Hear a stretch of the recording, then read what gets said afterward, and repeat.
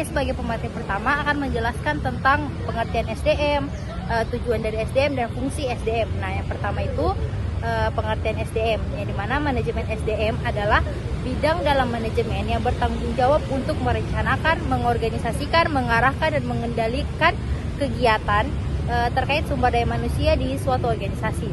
Yang dimana SDM ini mencakup segala hal yang terkait dengan karyawan, baik dari perekrutan, pengembangan, evaluasi kinerja, hingga manajemen kompensasi dan manfaatnya. Nah, adapun tujuan dari manajemen sumber daya manusia yang pertama itu untuk mencapai efisiensi dan efektivitas organisasi melalui pengelolaan sumber daya manusia yang baik. Tujuan ini mencakup seperti meningkatkan kinerja karyawan, memastikan kepuasan karyawan terhadap manajemen, mempromosikan nilai-nilai tempat kerja, serta menciptakan lingkungan kerja yang sehat dan produktif. Nah, adapun fungsi dari manajemen SDM itu yang pertama perencanaan kebutuhan SDM untuk organisasi. Yang pertama itu mereka bertanggung jawab untuk merencanakan kebutuhan SDM yang sesuai dengan strategi organisasi. Yang dimana ini melibatkan penentuan jumlah, kualifikasi, dan kemampuan karyawan yang diperlukan untuk mencapai tujuan organisasi. Nah, fungsi yang kedua itu perekrutan dan seleksi. Yang dimana fungsi manajemen SDM ini termasuk dalam perekrutan dan seleksi karyawan yang berkualitas. Proses ini melibatkan menarik calon karyawan yang potensial, melaksanakan wawancara, dan melakukan penilaian untuk memilih individu terbaik yang sesuai dengan persyaratan pekerjaan. Nah, fungsi yang ketiga itu adalah pengembangan karyawan. Yang dimana manajemen SDM bertanggung jawab untuk menyusun program pelatihan dan pengembangan yang mendukung peningkatan keterampilan dan pengetahuan karyawan. Nah, mereka itu juga terlibat dalam menyediakan kesempatan karir dan pengembangan jenjang karir yang jelas bagi karyawan. Baik, jadi di sini saya akan melanjutkan pemaparan materi, yaitu mengenai teknologi yang digunakan dalam manajemen sumber daya manusia. Nah, jadi teknologi telah mengubah cara organisasi mengelola sumber daya manusianya, dan ada beberapa jenis teknologi yang umum digunakan dalam manajemen sumber daya manusia. Yang pertama ada Human Resource Information System atau HRIS, yaitu sistem berbasis komputer yang digunakan untuk mengelola data karyawan secara sistematis dan terintegrasi. Nah, fungsinya menyimpan dan mengelola data karyawan, mengelola absensi dan cuti, proses penggajian dan tunjangan, manajemen rekrutmen dan pelatihan, juga laporan dan analisis SDM. Contoh software dari teknologi ini yaitu SuccessFactors, Oracle HCM, Talenta, dan juga Gajian. Kemudian yang kedua adalah application tracking system atau ATS, di mana sistem ini digunakan untuk mengelola proses rekrutmen dari awal hingga akhir. Adapun fitur utama dari ATS ini yaitu mengumpulkan CV pelamar, menjadwalkan wawancara, melacak status pelamar, dan juga menyimpan database kandidat. Keuntungan dalam menggunakan teknologi ini tentunya menghemat waktu HR dalam seleksi pelamar, dan juga memastikan proses seleksi lebih objektif dan efisien. Nah, contohnya yaitu ada Jobstreet atau Workable. Yang ketiga yaitu e-learning platform. Nah, ini digunakan untuk memberikan pelatihan secara online kepada karyawan, baik untuk onboarding atau pelatihan awal maupun pengembangan berkelanjutan. Fungsinya menyediakan materi pelatihan daring, melacak perkembangan belajar karyawan, dan juga sertifikasi dan evaluasi hasil pelatihan. Nah, contoh dari teknologi ini yaitu Modal atau Udemy Business. Kemudian yang keempat itu ada performance management software, di mana teknologi ini membantu perusahaan dalam mengelola dan mengevaluasi kinerja karyawan.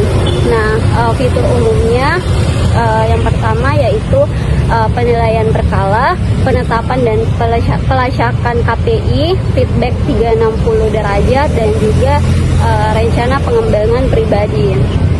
Nah, contohnya yaitu Flatkis, 15 dan juga Betterworks.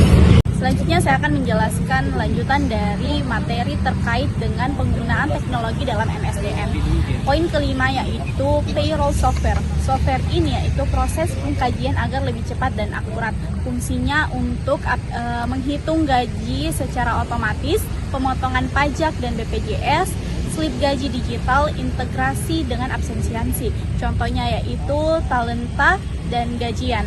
Terus poin ke-6 yaitu chatbot HR dan virtual assistance. Chatbot ini digunakan untuk menjawab pertanyaan umum karyawan terkait dengan gaji, cuti, kebijakan perusahaan, dan lain-lain. Keuntungan dari chatbot ini adalah respon cepat selama 24 jam, mengurangi beban kerja tim HR, memberikan informasi dasar secara otomatis, contohnya seperti Tala dan Nina AI. Selanjutnya ada poin ke-7 yaitu attendance dan biometric system. Teknologi ini untuk mencatat poin ke-7 poin ke-7 selanjutnya adalah poin ke-7 attendance. Selanjutnya itu poin ke-7, attendance dan biometric system. Teknologi ini untuk mencatat kehadiran karyawan dengan sistem otomatis. Bentuk dari teknologi attendance ini yaitu mesin fingerprint dan aplikasi berbasis GPS untuk absensi mobile. Terus manfaat dari attendance ini adalah menghindari kecurangan absensi, terintegrasi langsung dengan penggajian. Selanjutnya poin ke-8 yaitu poin terakhir dari penggunaan teknologi dalam MSDM yaitu Employee Self-Service. Employee Self-Service ini adalah portal mandiri yang memungkinkan karyawan mengakses dan mengelola data mereka sendiri. Digunakan dengan fitur mengajukan cuti atau izin, mengunduh slip gaji, mengubah data pribadi, dan juga melihat jadwal kerja dan tugas. Keuntungannya adalah meningkatkan transparansi dan juga mengurangi ketergantungan pada staf HR. Adapun peran teknologi dalam manajemen sumber daya manusia, yang pertama itu rekrutmen dan seleksi. Penggunaan teknologi dalam rekrutmen dan seleksi karyawan telah menjadi semakin umum. Platform daring seperti LinkedIn, Indeed, dan Glassdoor memungkinkan perusahaan untuk mencari kandidat potensial dengan cara yang lebih efisien. Algoritma dan analisis data juga digunakan untuk menilai pelamar secara objektif berdasarkan kriteria tertentu, mengurangi bias dalam proses seleksi. Yang kedua itu ada pengelolaan kinerja. Sistem manajemen kinerja berbasis teknologi memungkinkan organisasi untuk melacak dan mengevaluasi kinerja karyawan secara terus-menerus. Ini mencakup penyusunan tujuan, pemantauan kemajuan, dan memberikan umpan balik secara real time. Perangkat lunak ini juga membantu mengidentifikasi kekuatan dan kelemahan individu, memungkinkan pengembangan karir yang lebih terarah. Dan ketiga, pelatihan dan pengembangan. Teknologi telah mengubah cara pelatihan dan pengembangan karya yang dilakukan. Sistem manajemen pembelajaran digital atau Learning Management System atau LMS memberikan akses ke konten pembelajaran yang dipersonalisasi. Kursus daring dan sumber daya belajar interaktif. Karyawan dapat belajar kapan saja dan di mana saja, memungkinkan pembelajaran mandiri dan kontinu. Yang keempat, manajemen administrasi dan pengajian. Perangkat lunak HRM atau Human Resource Management Software mengotomatisasi banyak tugas administrasi, termasuk pengelolaan data karyawan, pengajian, dan administrasi pegawaian lainnya. Hal ini mengurangi beban administratif HR dan memungkinkan fokus lebih pada strategi pengolahan sumber daya yang lebih tinggi. Dan kelima itu kesejahteraan karyawan. Teknologi juga memainkan peran penting dalam mengelola kesejahteraan karyawan. Aplikasi dan platform kesehatan dan kesejahteraan memberikan akses ke program kesehatan mental, kesehatan fisik, dan keseimbangan kehidupan kerja yang lebih baik. Sensor dan perangkat pelacakan juga digunakan untuk mengukur tingkat stres dan kelelahan karyawan. Yang keenam, analisis data dan prediksi.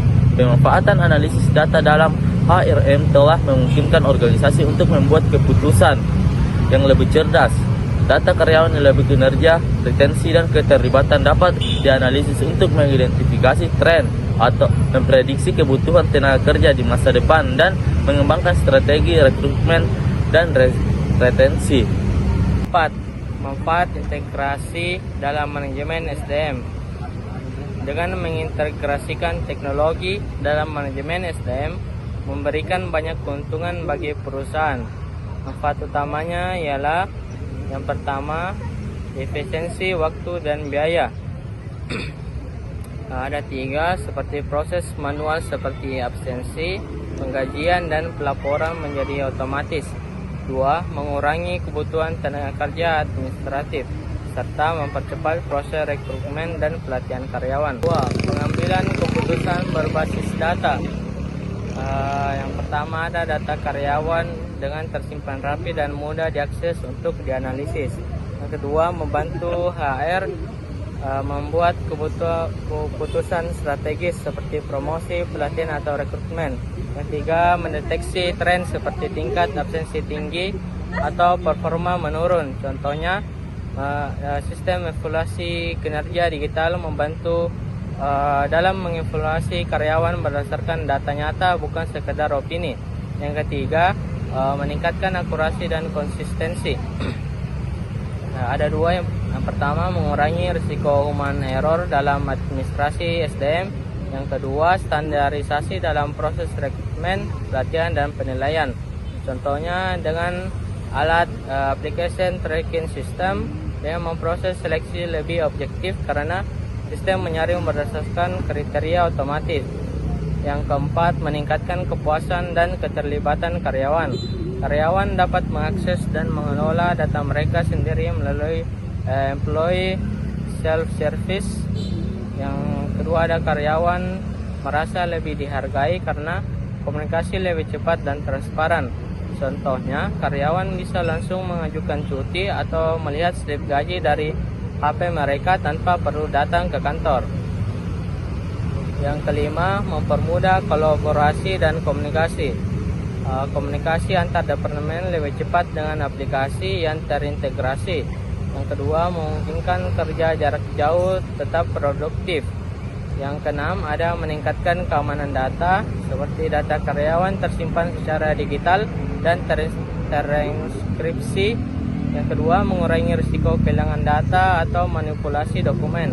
Yang ketujuh, ada adaptif terhadap perubahan dan tantangan teknologi, mendukung transformasi digital perusahaan. Yang kedua, ada lebih siap menghadapi tantangan seperti pandemi, WFH, atau tren generasi muda yang melek digital.